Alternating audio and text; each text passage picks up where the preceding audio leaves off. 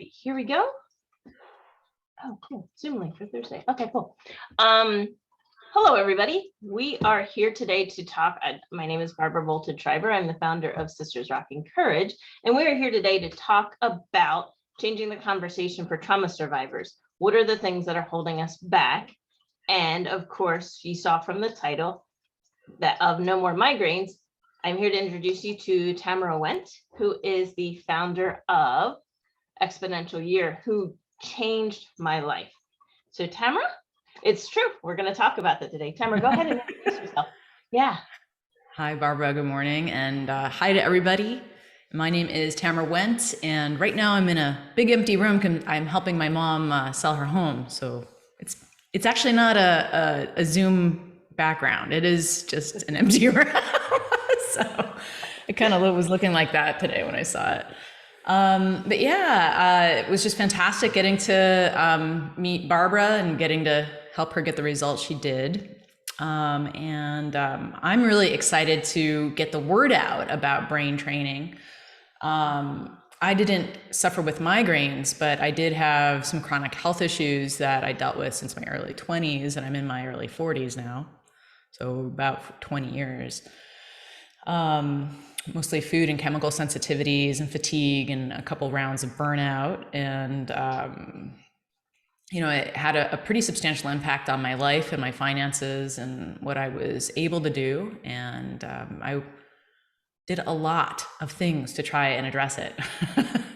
As probably many of you on the call have, if you have anything that's a chronic issue, I imagine you've probably also tried everything, or it feels like that at least, and probably spent a lot of money on it. So what I discovered one night after all these years of trying really to work with what was happening for me in a medical paradigm of, there's something going on with, I'm not detoxing, or it's something hormonal, or it's something with my gut, or, I have some sort of toxicity, heavy metal exposure, some sort of imbalance or deficiency, so I need to supplement. These are the sorts of things that, they talk about, like the rain barrel. It's like, oh, you've got too much for your body to handle, that whole conversation. And none of that really got me anywhere over all of those years of trying. And it was a very consistent conversation across all of these different practitioners I was going to. So I was sort of like, well, I guess something's wrong with me. It just doesn't work for me.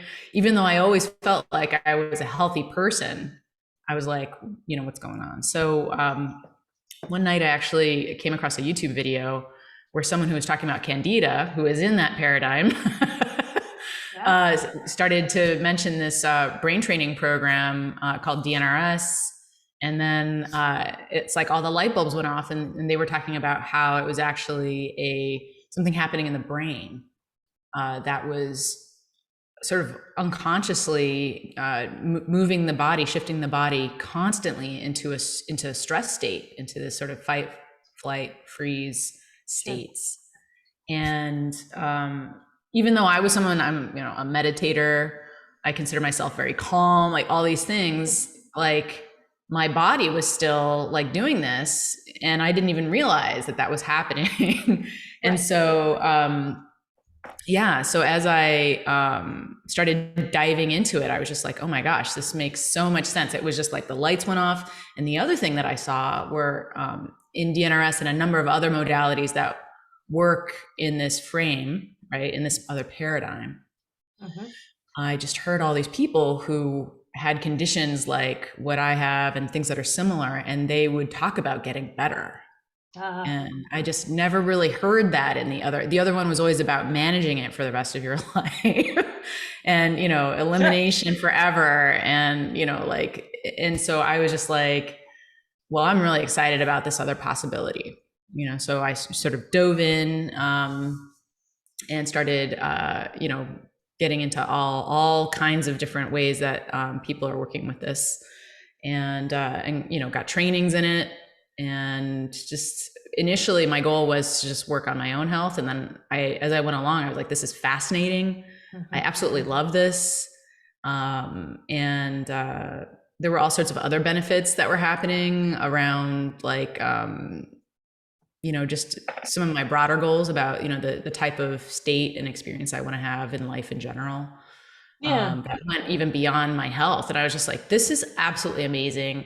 I'm doing this. And so, yeah, so I have been doing it for a couple of years now, and I have put together a program called Exponential Year.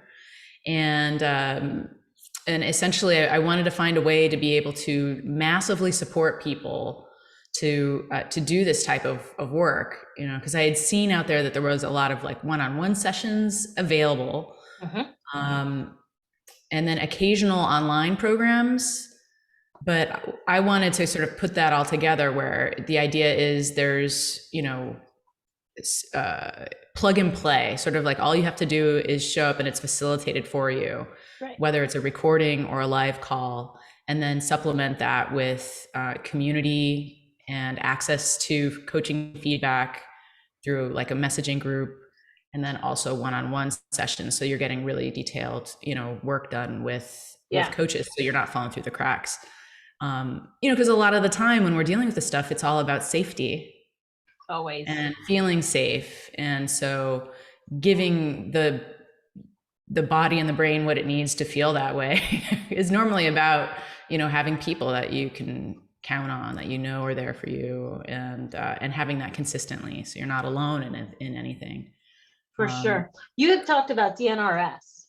Can you give us, like, what does that mean, and a little more detail for what the difference is between brain training and DNRS? DNRS is a form of brain training. I use brain training sort of as an umbrella term. Okay. It's brain training is not a modality. Sure. So under the umbrella of brain training would be so DNRS, which stands for Dynamic Neural Retraining System. Oh, cool. There's other ones, NLP, there's internal family systems, there's faster EFT, there's somatic experiencing. There's a ton of them, and there's the original EFT. There's EMDR, which EFT and EMDR you may have been around longer, and so those sometimes people might experience those if they go in to see a therapist and that has that training. They might be able to offer that. Sure. But there's a whole world of these modalities that work with these mechanisms of the brain, and help, instead of, let's say, just like sort of cognitively arriving, like talking through what happened and trying to understand it. If you have the way that this information is held has been tagged with sort of like very high intensity, like let's say something happened, like a car accident, right? So when that trauma or that overwhelming event happened, right, there was maybe possibly too much for the body to take in at that time, and the brain to take in and handle at that time. Yeah. So often when that happens, it's like, here's all this information, and there's all this cortisol and adrenaline, these sort of survival, the survival chemistry of the body, right, floating around, and that's the information that's getting imprinted right then. So it's getting tagged with that survival information. So then what the brain will do in the future is, anytime it sees anything that resembles anything like what it saw or felt or heard or said or any of that, or smelled or tasted, right, during that event, it'll, without you knowing it, very, very quickly, automatically start shifting your system into a stress response. Yeah, fight or flight. Yeah. We're ready. We're going to get ready for whatever's happening. We know when this happened before, it was bad, and we're going to take care of this now so that you're ready. Yeah. And so, but the problem is, if you're driving along and you see a red car, there's tons of red cars everywhere. Or you drive by that part of town, it's not great that your systems, things are innocuous, nothing's happening, there is no threat. Right.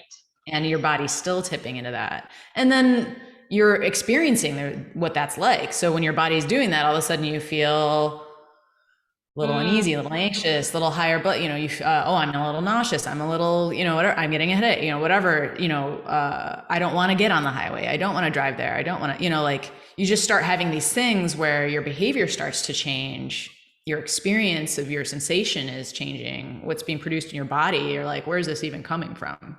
Right. And it's all subconscious. It just happens automatically because it's automatic. Yeah. It's the gift of the brain is that it's very efficient. Yes. You don't want to learn how to hold your fork and knife every time you're eating. Like you want to just be able to eat your meal, right? Without thinking. Yeah. Without thinking. So we have a bajillion processes that are automatic in our brain. And so that becomes one of them. Like you don't have to refigure out every time, like, how am I going to interact with, this person, like you may make some decisions, but a lot of times we become very automated with our interactions, and we can decide in a moment to be more conscious about what we're doing. But a lot of the times, like, how do you show up to work? It's kind of automatic. So we don't even know. Yeah. But this is so true. And there's parts of your story and my story that are so similar. I also want to acknowledge Kara's on with us right now. If anybody has any questions, I'm also checking Facebook. Please, this is such a powerful conversation. Please do enter your questions and we will get to them, because it is life-changing. It just had goosebumps. So parts of our story that are so similar are the same thing, where I had no clue. I was in counseling. I did coaching. I was trying to, like, if you asked me questions, and even when you and I first met, I had it all figured out. I knew I'd had migraines from 14. I had one migraine from 14 to 28. I was taking so much ibuprofen. I can't believe my liver is still functioning, but I laugh a lot. I'm not supposed to massage it. So, so from 28, I started to find part of my voice. And at that time, then migraines cut back. They were 72 hours in the dark. I know we've had this conversation before. I could not even stand up. I couldn't eat. Lights out for 72 hours. I basically passed out. You could call it sleeping. I wouldn't. But that's what would happen when it would start.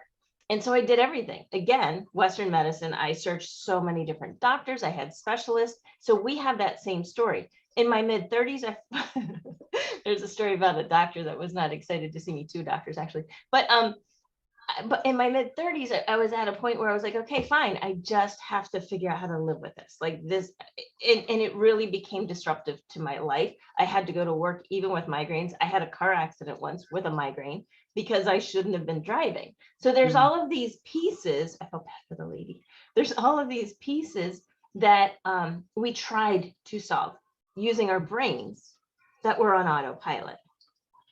And so when you started talking to me, I'm like, no, this is how it is. This is what's going to happen.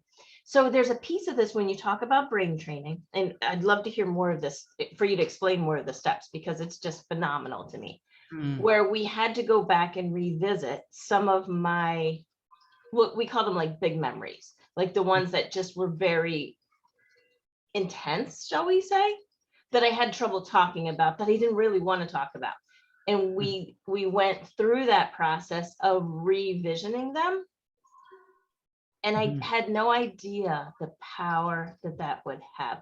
I did everything. I did elimination diets. A friend from Australia told me I had let down migraines. Made a lot of sense. Couldn't figure out the triggers. Okay, we cut out some of these foods. Still, the migraines still came. And so I know that this is common. I just looked, there's 39 million men, women, and children in the United States suffer from migraines. And there's studies out there that say over 50% of us take our medicine and it doesn't help anyway.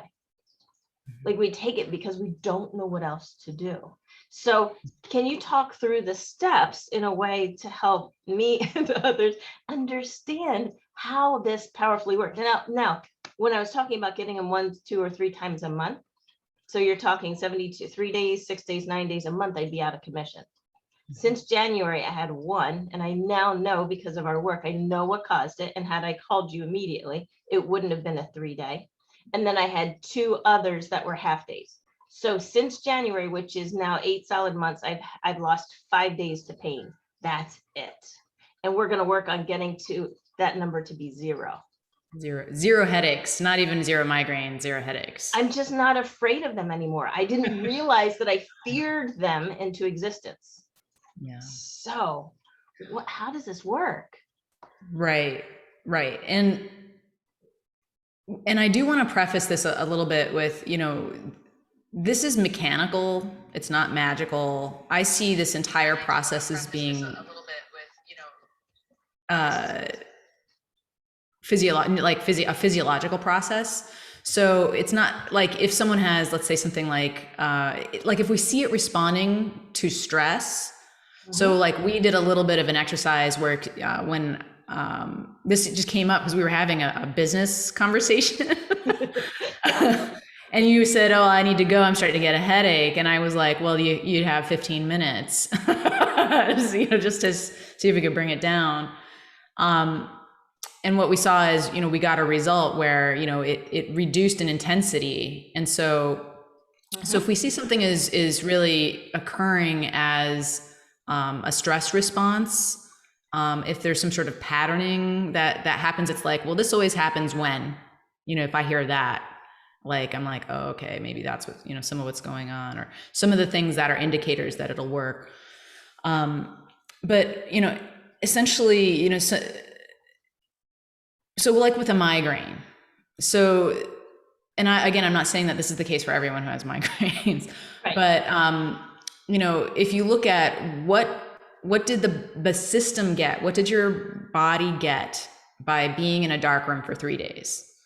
And, like it was producing something that was taking you away from whatever the stressors were, right? It was a way for your brain to be able to say no, like, and the world would kind of let you off the hook, right? Oh, absolutely. Yeah. Right. So, so we can say that it was a very successful production of the brain in terms of getting you out of stress. This stress feels like it's a survival threat. We need to protect you. We're going to put you in a dark room for 3 days. The way we do it, we learned that if you get head pain, you'll leave. So that's, one of the, possible ways that things, it can express is like, and so if we help the brain see, like, sometimes parts of the brain don't necessarily haven't registered that they've grown up. Like there's information that's there, and it records that you're small. It records people being bigger than you. It records the way that you felt, and that information is what's getting, like, almost like a program, what's getting played, right? That those neurons, when that structure is running, because it got sort of like the signal came in and that program started running. Right. Yeah. And that, for you, it sounds like migraine program got started at 14. Right. So, but you're not 14 anymore. You know how to use your words. You're an adult, you have other resources now. And so just being able to say, oh, well, if I'm stressed, I have other ways to take care of myself. Right. And so as we help the brain to be able to change how it's holding all that, there's a bunch of different ways we do that, but it made it so that it didn't have to choose a migraine. Right. So what were you doing? Like, let me ask you, what were you doing instead of having a migraine when stress was happening? Because you've been doing even more and more stuff. Well, that's what we're going to talk about, because once you figure out what's holding you back, then you can start working through other things that are holding you back. So what was I doing when I had a migraine, or what am I doing now that I don't have a migraine? Yeah. What are you doing now? What's different? Oh, like when I normally, so when I do something that I smile at this because I go through scenarios now that would have triggered a migraine. Yeah, absolutely. And I can feel it. And it's that fight or flight is not nearly as deep as it was. And there's a piece of it that when we were working through rewiring of talking to myself, like initially it required much more talking out loud to me as though I was still a child. Like, it's going to be okay. You're safe. Nothing harmful is going to happen to you. But this is so powerful for us as trauma survivors, because we have these self-doubts and these limiting beliefs and these thoughts in our head that really not only hold us back, but terrify us, right? They really do. And so I talk now with women that I work with about being confidently terrified. So I balance it now. Well, I want to tell you that's not my goal, Barbara, but For me, I know we might yeah, need to work on that a little bit more. But there's yeah, this confidence now that once I've done something that would have terrified me in the past, like it's so because all good things in our life now are outside our comfort zone. right. Well, okay, so I think there's a difference between like the word terrified. So it was something in the past that was like, I'm not going anywhere near that. And it was like, no, no, no, no, no, no. Right. I'll put you Yes. in a dark room for 3 days if you go near that. Right. Exactly. Yeah. Right. So now it's okay, there's something new, but you're still able to take action towards it. The anything that's new for the brain and in the system, it prefers what it knows. Oh yeah. And so when we're doing new things, it's always sort of this like, like they say, the learning process, the learning curve, and there is actual discomfort around that, because you're asking the system to move out of its groove. It's like, try cutting your food with opposite hand, like, Oh and yeah. even that alone, like, so I wouldn't say that that's, it's the same thing. There's just the stakes, right, that we perceive for cutting your food with the opposite hands, Yeah. right? There's no big consequence for that, right? But you might perceive stakes being higher for like reaching out in your business in ways that you haven't before. And so that can feel, a little scary, or even though it's the same activity, you may have the skills already, or maybe it's a new skill that you're, sort of picking up. And, but it's the same thing. But if we can help our neurology to stay, more relaxed and keep the sort of, and we can brain train for that as well. Like people use brain training for performance all the time. Oh yeah. So you can work on something that may have felt, I don't know what word to use, but like we worked on things that in the past I did, but I did with a lot of stress. Like I pushed through it. And so now I don't have to, like, I've gone back and revisited things, and now I don't have to push through them. So and honestly, one of the huge things is my energy level. I have more energy now because my brain isn't creating all of the chemistry for fight or flight. Yeah. I mean, our culture is a big fan of willpower and pushing through things. Right. And making it happen. And the thing is, it's like, if you, it has good reasons why it wants you to stay safe. And, so pushing against that again and again, yeah, that does sound kind of exhausting. I think there's that feeling, I've had it where I was like, I feel like I'm fighting myself. Right. It's like, oh, why can't I do this and whatever. And it's like, what I love about some of the perspectives, that I've learned about in these modalities is like, they're there for a reason and they're serving you, and in the best way they know how, or this pattern or program, it's there because it worked and it made sense at some point, right. And maybe it doesn't make sense at all now.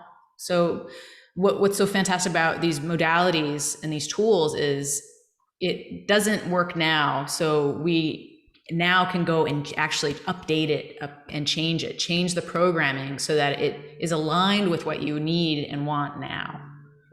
So that you're not in this sort of fighting, white knuckle, pushing through sort of, yeah. I mean, there's always certain things like, you kind of like need to kind of be like, all right, I'm going to do this. But if you're like living from willpower all the time, like, yeah, we need to look at what are the drivers behind, all these things. And so, yeah, that's a powerful statement.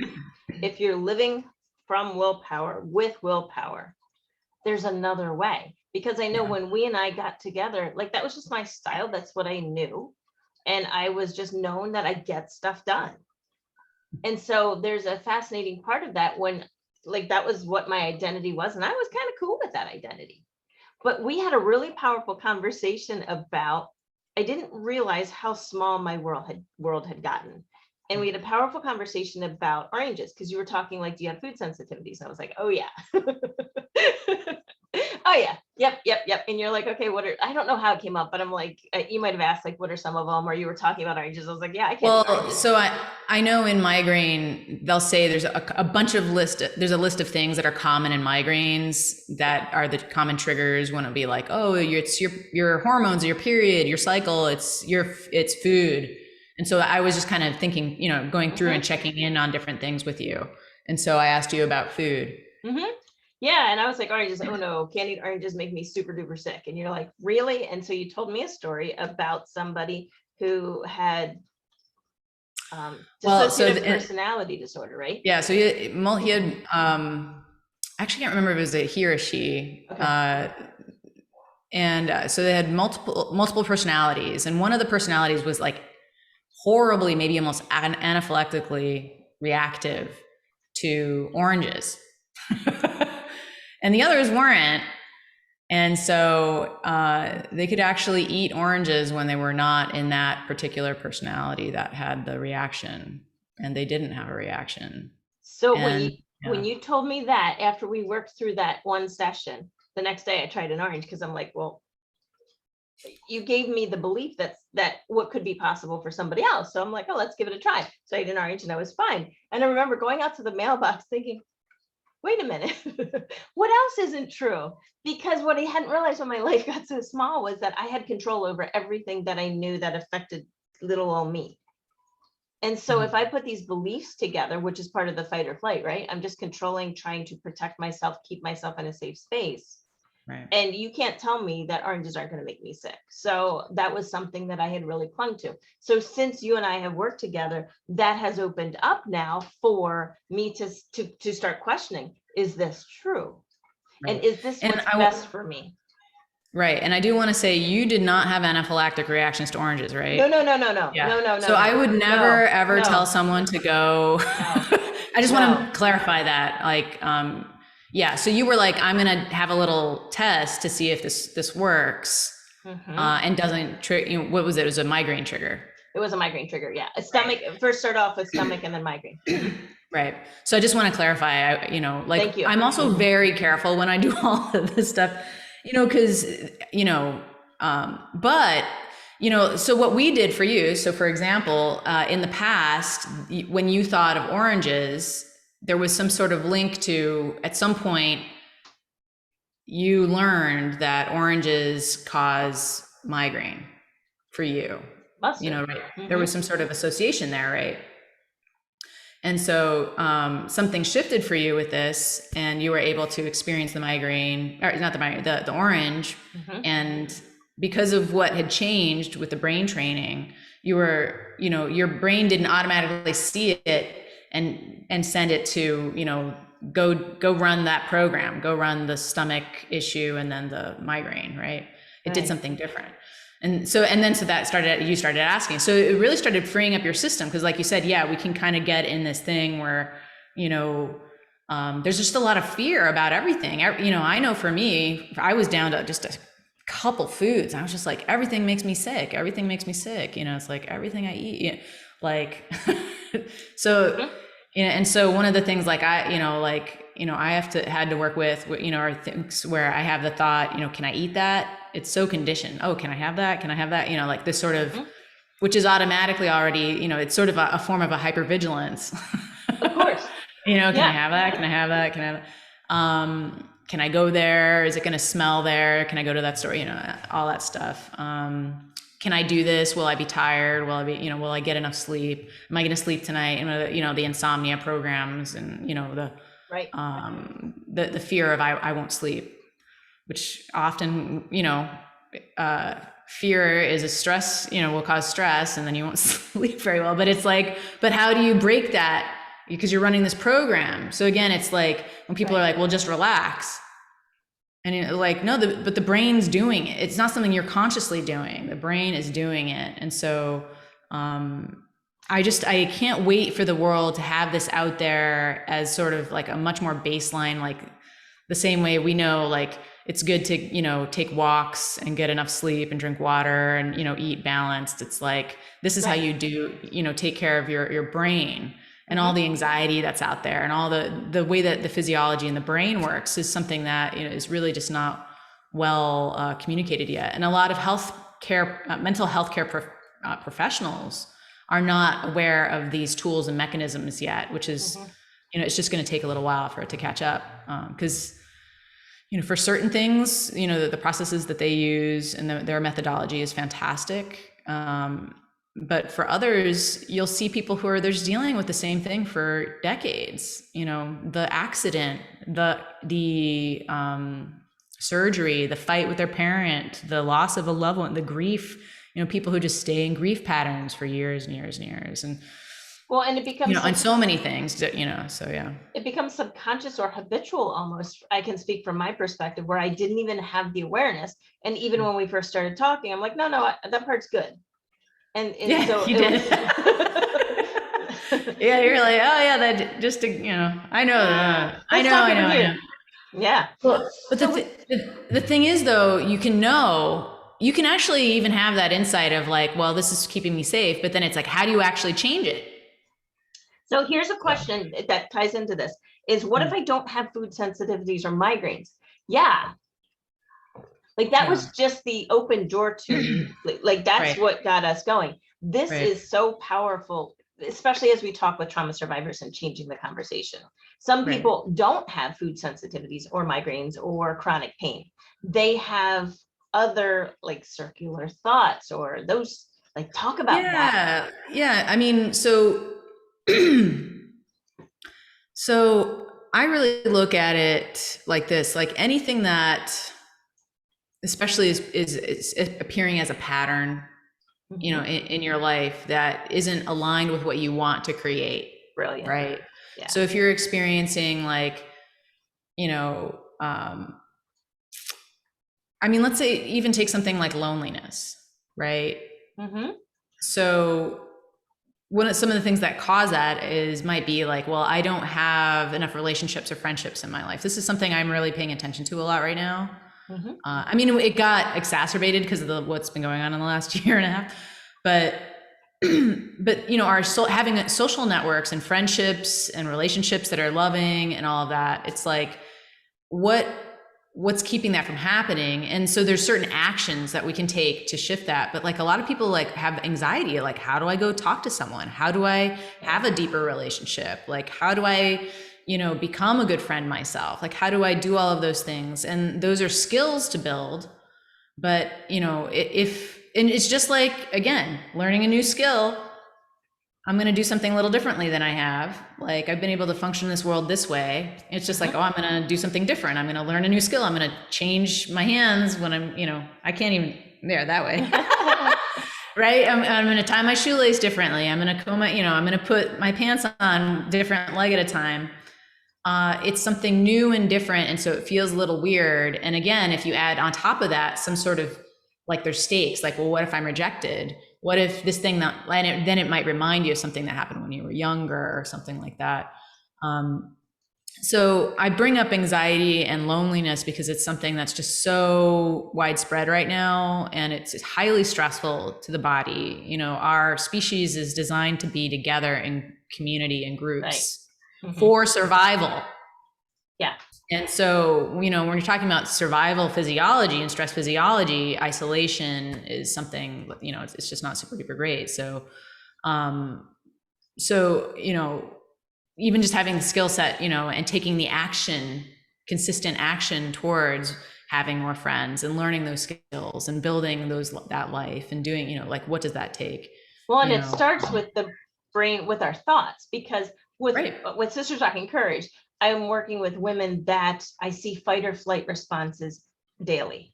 Mm-hmm. And so if it's, as you're talking about, like if it's something that is new, as trauma survivors, for whatever reason, we can easily go into fight or flight. That's new. I don't know how to do it. And then your body goes into, it might not be a pain response, but it is still that stuck thinking response that holds you back from that. Yeah. You've talked about exponential years. So all of it, whether it's food or migraines or pain, it all starts with thinking that keeps us stuck. Right. Yeah. Or not keeps us stuck, but it holds us back to another place that doesn't let us move forward. Is that fair to say? Well, I like to think of it this way. You know, I think, and maybe this is something I can share a little bit more about what we're doing in Exponential Year and the way the program is designed. So I'm not interested, and I hope other people aren't, in just having a life where all I do is fix problems. Right. It's like, oh, I'm just so broken. There's something wrong. All I do is fix problems and, try to get better. And so what we do is we really think in terms of, what do you want to create? I'm really asking the question, what would be a life you would love? How, and we focus on getting really clear on what that looks like, what it would look like, feel like, sound like, smell like, like everything, the whole, who's around, what's your day like, all of those things. And then, we'll get really clear on that. And then we step back into the current reality, right? From that, sort of vision or that future, and we step in the current reality and we ask, well, what are the logical steps to take to move towards that, to make that real, right? To live that every step of the way, like if people want to have an abundant, abundant financial health, right? So there's a bunch of action that needs to get taken, right? To have that happen. But if we only let ourselves feel abundant when we've gotten there, then okay, so maybe you finally get it, you feel it for a few months, and now, like now I've got it, so now I need the next thing, so we're really interested in creating the sense of abundance now, right? And if there's things that are if there's resistance to feeling that abundance or to taking the action that moves you towards that, that's what we want to brain train, right? So the migraines for you, right, that was really affecting your, like, being able to have a life you love, right? And so that made sense for us to really, address that. And people with chronic health, like, normally that's the big thing. They're just like, oh, if I just got my health, but regardless of what's happening, it's like, okay, I want to be abundant and I want to have energy and I want to do these things in my day. And it's like, well, maybe you aren't sleeping well. And it's like, can you have those things anyway? Even if you got a crappy night of sleep, like maybe you throw, can you design your life to do these things? They're just questions. They are. And we can, like you said, we become sort of myopic and a little more like boxed in our thinking. And what's so nice about this process is you'll have external sort of, like, I can ask you questions. I can, pose different ideas and, like, hey, what about this or what about that? And sort of help that to keep opening up, and then possibilities start to emerge. Yeah. So the question that came through that ties straight into the abundance is, does this work with money blocks? Or what about thoughts of, I know, right? Or what about thoughts of, I don't deserve it. I just don't deserve it. That's so yes is the answer. And so the way that we produce our money blocks, right? So I would really, be like, oh, so you have a money block. How do you know you have a money block? You do ask those questions. Yeah, well, I don't know how you know. It's some way that it's represented to you. That means something to you. I don't know what it is.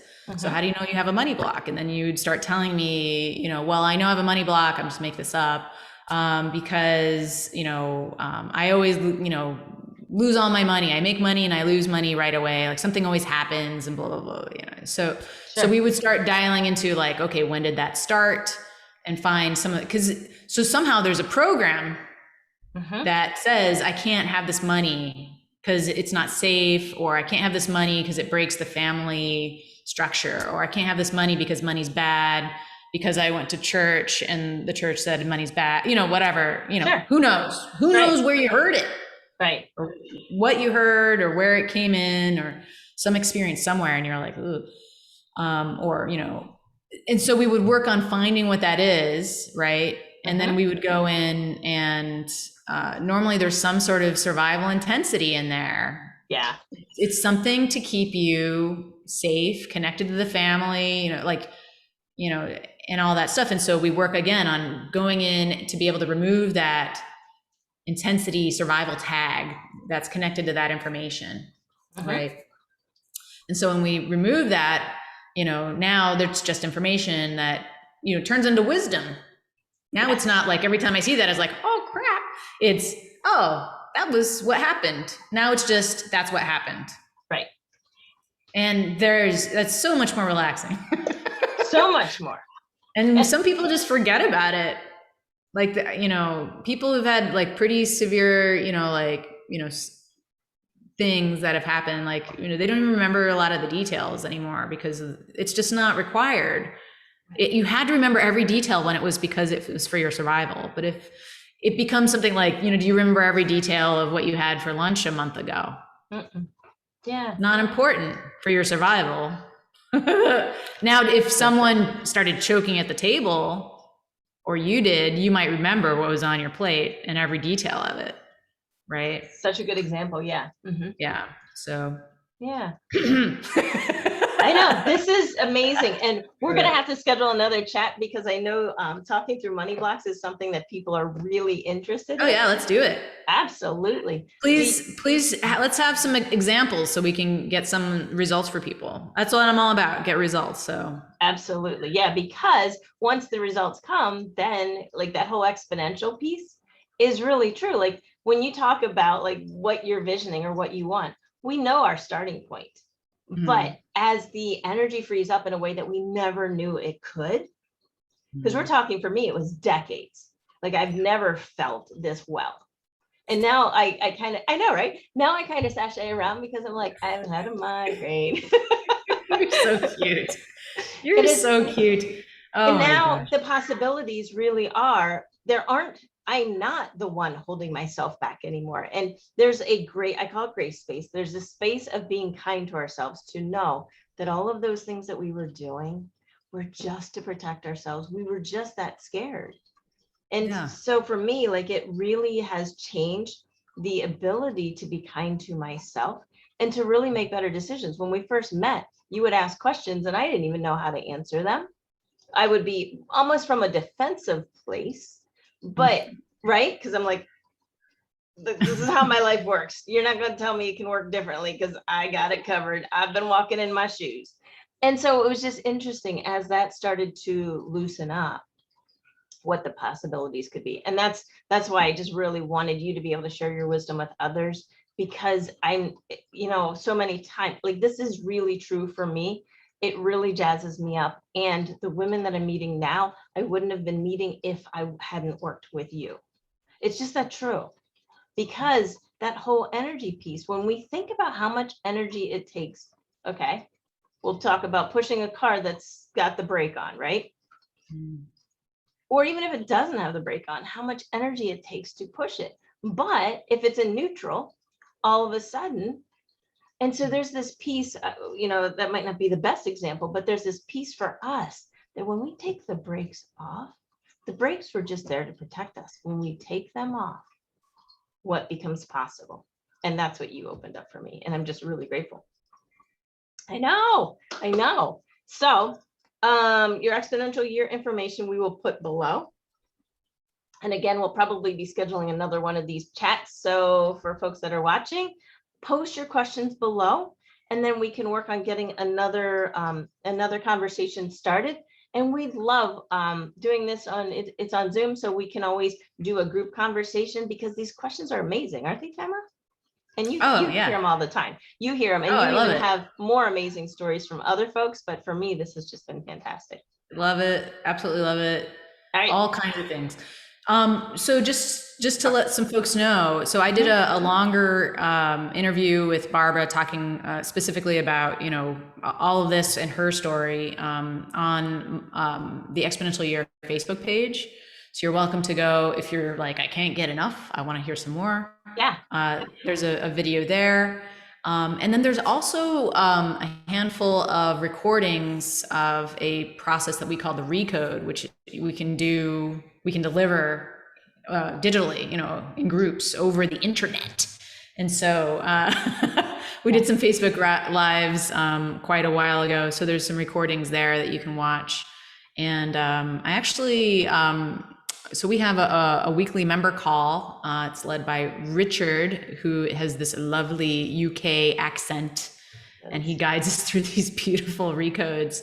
And so if you would like to attend one of those, I wanted to invite your membership, Barbara, and all your followers to this Thursday's member call. And cool. So however you want to send them that link. And that's at 1 p.m. So at 1 p.m. Eastern, and 1 p.m. Eastern, 6 p.m. UK.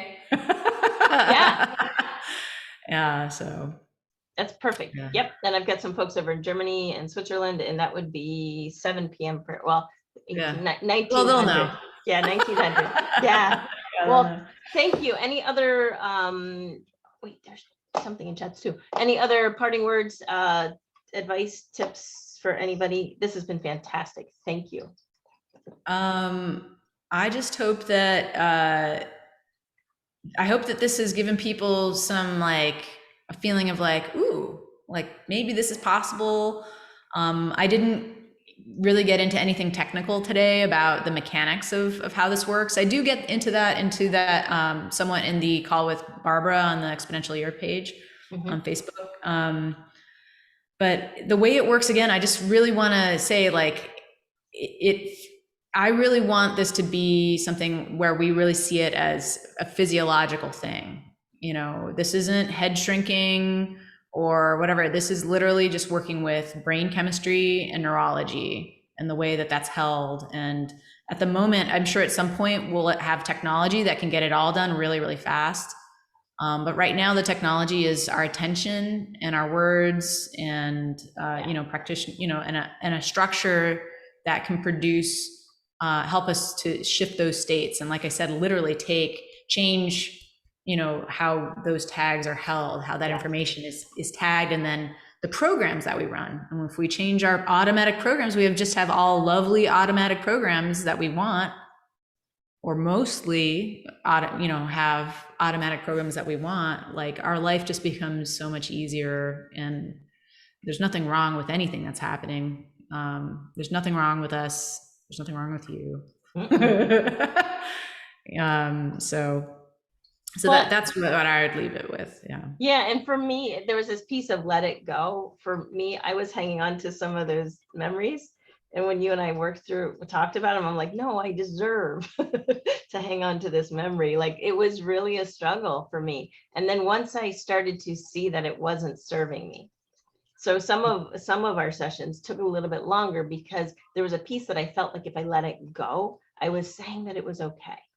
And that's one of the things. So when you talk about, we don't keep shoes that we wore when we were 6 years old. We don't keep clothes from high school, thank goodness. Yeah. So there's a piece of this that it is okay to start letting go of some of the things that we thought that our brain thinks is serving us. But really, there's the piece of this that there is an easier way. There's an easier way. And the other thing that I love about this that we also didn't really talk about is, I really am focused on, again, this is all about safety. So I never push people to talk about things that are intense. There's techniques where we stay very, very far away.